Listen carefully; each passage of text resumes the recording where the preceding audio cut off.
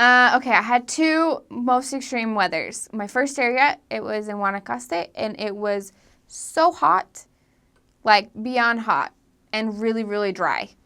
So like Utah weather, but like even hotter and really dusty.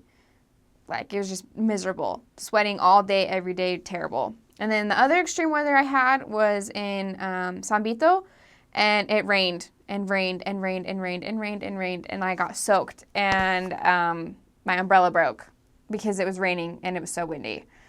So you get all sorts of weather in Costa Rica. In my last area, we were walking down the street, and my companion goes, "Mira, hermana," and she points, and just as I was looking, this huge, I don't know if it was an iguana or some reptile form, but it was like this big, and I just saw the tail end of it, maybe this much of it, and it had just like was down in the little gutter, and it was crawling up into the field that was right next to it, and it just like had slithered away super fast, even though it's this like just giant animal. But it was really cool because I had gone almost my entire mission without really seeing any cool animals, and then there it was, just this giant reptile. I don't know what it was. Life lesson number 1, love God's children, no matter what. It's hard, but it's worth it. Life lesson number 2, let your mission be a pivotal point in your conversion. Whether you are a later convert to the church, whether you grew up in the church, whatever your background is in the church, let your mission change you. Let that be what convinces you, not convince, but let that be a learning moment, a learning time for you to really decide if this is what you believe in. My mission president told me one time, I was in an interview with him, and I was struggling because I wasn't baptizing like other missionaries were, and I was really upset and down on myself. And he goes, "Hermana, yes, I push you guys to baptize, and I'm pushing for numbers, and I'm pushing for goals. But what's more important to me than baptisms is knowing that you go home truly converted." And that led me through the next year of my mission, deciding if this is what I really believed in, and deciding if I was going to live by this for the rest of my life, because I wasn't going to be on my mission and then go home and see myself fall away or not live by those same principles. So life lesson number 2 from your mission, let it truly change you and convert you to the gospel of Jesus Christ. I would say 2 things. The language, but that's just in and of, like, that's expected. The language was hard because you want to communicate so badly with people and get to know them at the very beginning, but you just have to be patient. Fast and pray like none other for the gift of tongues, and it'll come. And my other thing is, despite people's decisions, they have their agency. You're going to get rejected. You're going to get people who commit to baptism, and the day before they tell you they don't want to be baptized. The day before their baptismal date, they'll say no. You will work with people for months and months, and you see them progress, and then all of a sudden they disappear, or they say they don't want to anymore, or whatever. But despite people's decisions, I think the hardest thing for me was learning to accept them, accept their decisions, and still love them.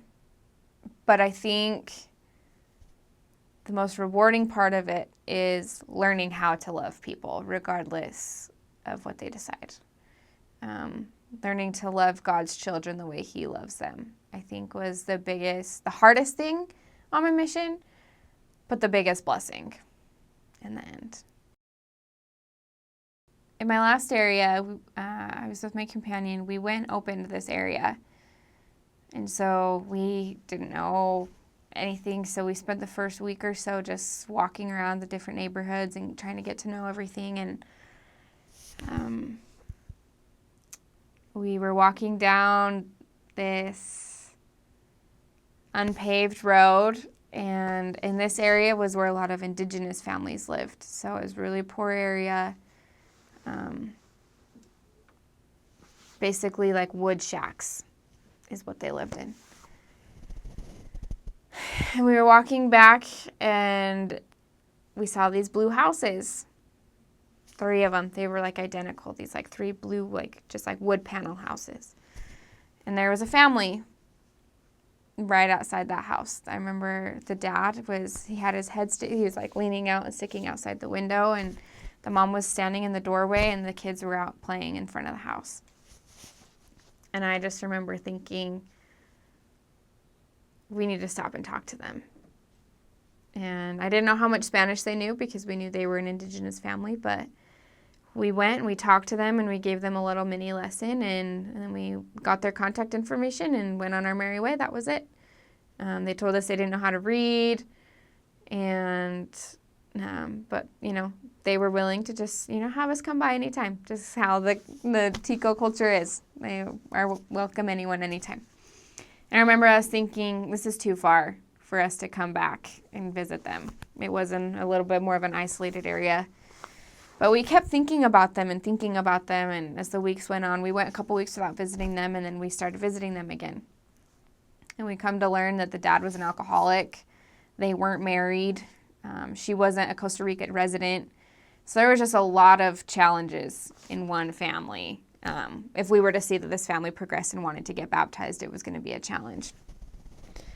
But we saw that the mom, despite her illiteracy and lack of Spanish, she spoke Guaymi, which is their indigenous language. She didn't know much Spanish at the time. She learned and she was paying attention, and she loved the story of the restoration. And then as time went by, we saw difficulties with the dad because he was an alcoholic and he wanted to change, but because this was such a strong addiction for him, it was hard. And long story short, we had a really awesome experience with him. We found him drunk on the street one night when he was supposed to go to conference. We go to the session of conference with us that afternoon, and we found him drunk. And he decided from that moment on he was embarrassed that we saw him that way. And it was a pivotal moment for him, and in an instant, he stopped drinking. And he said, "Hermanas, I'm so sorry that you saw me like this. I'm never drinking again." And he didn't. And it was a motivation for him because he wanted to be a better father for his family, but he also wanted to draw himself closer to Christ. And it was a huge blessing because we had prayed and fasted for him. And he made that change. He stopped drinking, and he started bringing his family to church every single Sunday, despite how far it was. They walked. They walked to church every Sunday, and it would take them an hour to get there. And it was just an amazing miracle to see this family change because of their desires to follow Christ.